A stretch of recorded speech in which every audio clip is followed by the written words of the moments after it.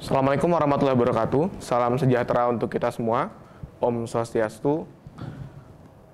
Rekan-rekan mahasiswa yang saya cintai dan saya banggakan, BMKM IPB mulai dari awal pandemi COVID-19 menimpa Indonesia telah menyuarakan aspirasi teman-teman semua. Dan kita juga telah melaksanakan konsolidasi KM IPB untuk merumuskan 8 tuntutan yang akan kami bawa untuk pimpinan IPB yang kemudian pada hari ini insya Allah akan kami jawab.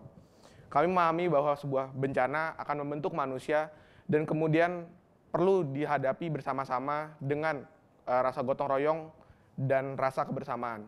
Untuk itu kami berterima kasih banyak untuk pimpinan IPB, Pak Arief, Pak Alim, Pak Derajat, dan kemudian rekan-rekan dengan Bapak Ibu di pimpinan IPB lainnya yang dengan ikhlas dan baik hati menerima kami, selalu mendengar aspirasi kami, serta mengajak diskusi kami.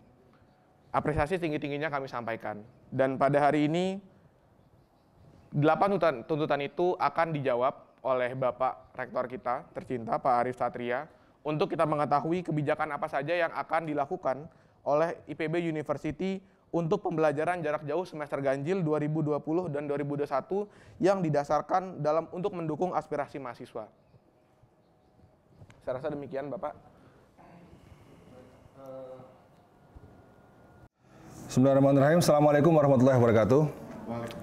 Apa kabar mahasiswa semuanya? Yang saya hormati Ketua BMKM, Saudara Wicak dan jajaran, dan juga para mahasiswa semua yang saya cintai dan saya banggakan. Hari ini adalah hari yang saya kira sangat penting bagi kita semua untuk sama-sama merumuskan langkah-langkah yang harus kita lakukan dalam rangka untuk meningkatkan kualitas pembelajaran di IPB pada semester ganjil dan juga ke depannya. Dan tentu kami mengapresiasi peran dan kontribusi BMKM dan BEM Fakultas serta sekolah yang selalu proaktif menyampaikan aspirasi dan masukan-masukan terkait kebijakan dan selalu bersedia berdialog dan kerjasama dengan pimpinan IPB untuk merumuskan langkah-langkah terbaik. Karena tentu kompleksitas yang kita hadapi di era sekarang ini berbeda dengan masa-masa sebelumnya, sehingga suasana dialogis dan kemudian saling mengerti, saling memahami, kerjasama ini menurut saya sebuah hal yang sangat-sangat penting dan sangat berharga untuk kelangsungan pembelajaran kita ke depan. Kami juga memahami bahwa apa yang terjadi di mahasiswa akibat COVID ini, dan tentu kami juga sangat merasakan, ya, kita juga berempati kepada apa yang terjadi, sehingga kita pun memiliki komitmen untuk terus bagaimana menciptakan suasana yang kondusif agar pembelajaran ini bisa berlangsung dengan baik. Jadi ada beberapa hal yang perlu saya sampaikan di sini terkait dengan apa yang sudah didiskusikan dengan para pimpinan mahasiswa melalui BMKM. Yang pertama adalah tentang peningkatan kualitas pembelajaran jarak jauh. Jadi pembelajaran jarak jauh akan dioptimalkan melalui platform pembelajaran antara lain New LMS IPB ACID dan juga beberapa platform lain. Kemudian selama bulan Juli Agustus ini telah dilaksanakan pelatihan-pelatihan untuk meningkatkan kemampuan dosen dalam pembelajaran daring dan pengembangan konten pembelajaran. Kita juga sama sudah melakukan upaya meningkatkan fasilitas di seluruh departemen yang ada di IPB dengan membuatkan studio untuk perkuliahan daring dan pembuatan konten pembelajaran. Kemudian kita juga melanggan platform Zoom untuk 500 host untuk memfasilitasi metode tatap muka secara daring untuk sifatnya sinkronus, dan juga membuka klinik perkuliahan daring untuk para dosen, ya. Dan juga yang paling penting adalah ini tetap memberikan bantuan kuota internet mahasiswa dalam bentuk kuota sebesar kurang lebih 50 GB per mahasiswa per bulan selama 5 bulan dari September 2020 sampai Januari 2021 untuk semester ganjil tahun ajaran 2020-2021 sesuai kebutuhan mahasiswa dari hasil survei kebutuhan mahasiswa yang dilakukan oleh BMKM IPB. Jadi kami mengapresiasi bahwa aspirasi yang dilakukan oleh BMKM IPB selalu berbasis pada data.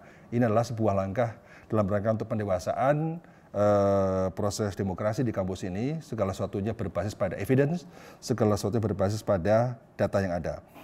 Jadi saat ini memang program bantuan kuota internet masih dalam tahap finalisasi kerjasama dengan penyedia jasa telekomunikasi atau provider.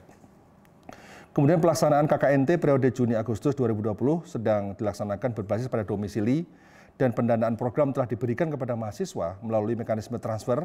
Sementara pelaksanaan KKNT periode 2021 pada Januari 2021 akan dilaksanakan dengan metode yang tidak jauh berbeda pada periode Juni-Agustus ini, yang pendaftarannya akan dibuka mulai bulan Oktober 2020. Kemudian yang kedua adalah tentang pelaksanaan wisuda. Pelaksanaan wisuda tahap 6 tanggal 12 Agustus 2020 dan tahap 7 tanggal 26 Agustus 2020 akan dilaksanakan secara daring. Dan melihat perkembangan pandemi yang belum dapat dipastikan kapan berakhirnya, serta untuk mencegah penumpukan pelaksanaan wisuda di tahun 2021, maka ditetapkan mulai wisuda tahun ajaran 2020-2021 yang terjadwal September sampai dengan Desember 2020 akan diselenggarakan secara daring. Untuk wisuda daring, lulusan akan mendapat kelengkapan yang sama seperti wisuda yang dilaksanakan secara luring, seperti ijazah dan transkrip dalam bahasa Indonesia dan bahasa Inggris beserta legalisirnya, SKPI, surat keterangan pendamping ijazah, medali, map ijazah, amplop ijazah, dan biaya yang dikeluarkan untuk prosesi di Geraha Widya Wisuda, kecuali konsumsi, foto wisudawan, pinjaman toga, dan layanan fasilitas luring lainnya. Dengan memperhitungkan biaya-biaya pada poin di atas, maka biaya wisuda daring ditetapkan sebesar Rp200.000, itu sesuai dengan kebutuhan yang ada. Sedangkan biaya wisuda langsung tatap muka tetap Rp525.000. IPB tidak melakukan pengiriman toga, medali, map ijazah dan transkrip kepada peserta wisuda daring, namun medali, map ijazah dan ijazah transkrip tersebut dapat diambil langsung ke SSC 2 minggu setelah tanggal wisuda terjadwal di kalender akademik. Kemudian yang ketiga adalah tentang biaya pendidikan, bantuan biaya pendidikan, keringanan pembayaran UKT dan kesehatan mahasiswa. IPB University menjamin tidak ada kenaikan biaya pendidikan pada tahun ajaran 2020-2021 dan biaya tambahan dalam kegiatan pembelajaran jarak jauh. IPB selama ini telah menerapkan kebijakan keringanan pembayaran UKT bagi kurang lebih 500 mahasiswa setiap semesternya. Ini sesuatu yang rutin yang kita lakukan, baik pembayaran secara bertahap maupun penurunan UKT, bahkan sejak sebelum masa pandemi melalui mekanisme pengajuan secara langsung ke Direktorat Keuangan dan Akuntansi. Mahasiswa tingkat akhir yang mendapat manfaat dari kebijakan keringanan pembayaran UKT sebesar 35%, yaitu 3.601 orang. Program bantuan biaya pendidikan bagi mahasiswa IPB yang terdampak COVID-19 telah dilakukan bersama pimpinan KM, IPB, fakultas, sekolah, direktorat terkait, BEM KM IPB, dan BEM fakultas atau sekolah, mulai dari perumusan panduan, pendaftaran, verifikasinya, dan telah diputuskan sebagai berikut. Bagi pelamar yang mempunyai UKT kurang dari atau sama dengan 2,4 juta, diberikan bantuan ad-cost sesuai dengan tagihan UKT awal dengan jumlah penerima sebanyak 19 orang. Bagi pelamar yang mempunyai UKT lebih dari 2,4 juta, diberikan bantuan maksimal sebesar 2,4 juta sebagai pembayaran UKT tahap pertama. Sehingga untuk pembayaran UKT tahap selanjutnya, mahasiswa dapat membayar selisih dari UKT awal dengan jumlah penerima sebanyak kurang lebih sekitar 1.073 orang.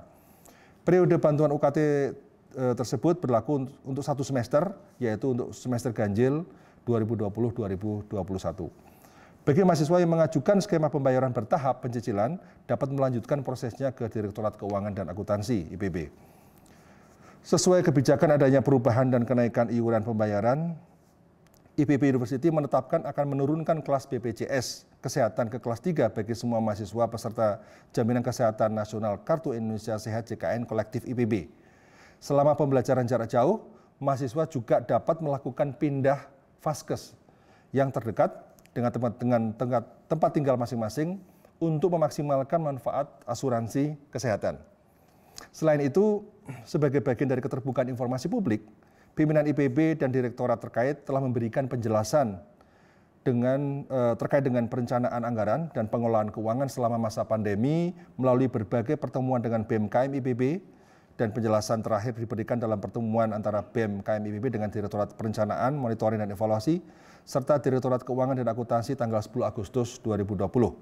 Serta berbagai pertemuan yang dilakukan antara pimpinan fakultas sekolah bersama-sama dengan BEM Fakultas Sekolah dan Forum Wacana IPB. Dengan hasil salah satunya adalah RKAT IPB 2020 dapat dipublikasikan melalui akun media sosial BEM KM IPB. Jadi itulah kira-kira langkah-langkah kebijakan yang kita ambil setelah mendengar aspirasi dari para mahasiswa, karena mahasiswa adalah yang paling tahu situasi mahasiswa, sehingga mahasiswa adalah, BMKM adalah mitra bagi pimpinan IPB dalam mengambil kebijakan-kebijakan yang menyangkut mahasiswa, sehingga kebijakan-kebijakan tersebut bisa berjalan efektif dan benar-benar bisa menciptakan sebuah suasana kondusif yang tentu tujuan utama kita adalah meningkatkan kualitas pembelajaran. Semoga dengan adanya kebijakan ini, pembelajaran kita berlangsung dengan baik, learning outcome bisa tercapai, mahasiswa bisa terus meningkatkan kualitasnya sebagai learner, sebagai agile learner, dengan terus tidak saja memahami bahan-bahan perkuliahan dari dosen, tapi saya berharap untuk terus mencermati dari berbagai sumber yang ada, dari internet, dari kehidupan nyata, karena pembelajaran punya dimensi yang sangat luas. Oleh karena itu kami mengapresiasi sekali lagi BMKM IPB, serta BEM Fakultas Sekolah yang terus memiliki model dialog yang sangat kondusif dengan pimpinan IPB, dan saya senang sekali inilah tradisi yang harus kita bangun, tradisi membangun saling percaya dan kemudian tradisi dialog untuk bisa terus mencari kesepahaman agar masalah-masalah yang ada di IPB ini dipecahkan bersama-sama, karena kita menghadapi masalah yang harus dihadapi bersama-sama, harus bekerja sama. Tadi Saudara Wicak mengatakan kita harus bahasanya gotong royong, ya. Kita harus menghadapi secara bersama, tidak bisa sendiri-sendiri. Dan saya selalu memperhatikan dan terus mempertimbangkan aspirasi-aspirasi dari BMKM. Demikian beberapa pokok kebijakan yang sudah saya sampaikan. Sekali lagi saya ucapkan terima kasih. Assalamualaikum warahmatullahi wabarakatuh.